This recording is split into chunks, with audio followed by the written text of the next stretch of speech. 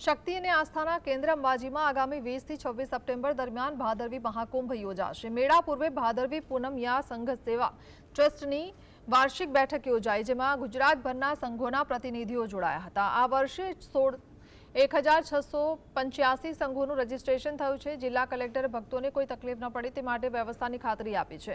7000 police જવાનો તૈનાત રહેશે। સ્વચ્છતા, દર્શન અને ટ્રાફિક વ્યવસ્થાને લઈને પણ ખાસ આયોજન કરાશે। શાસન तरफથી પોલીસ तरफથી જે વ્યવસ્થા કરવામાં આવી રહી છે તેનો ચર્ચા આ મીટિંગમાં થયેલ છે।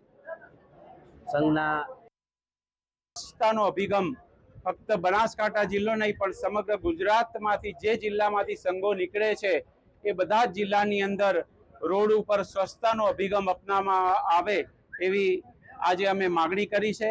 બીજા નંબરની અંદર ગયા વર્ષે જે ભાદરવી પૂનમે માં જગદંબાના શિખરે ધજા ચડાવવાની જે વ્યવસ્થા છે એમાં કોઈ પણ કારણસર ખોટવાઈ ગઈ હતી, તો આ શ્રદ્ધાના જે માં જગદંબાના શિખરે ધજા ચડાવવાની વાત છે એમાં સંઘોની ધજાઓ શિખરે ચડે એવી અમે ખાસ વિનંતી કરી છે।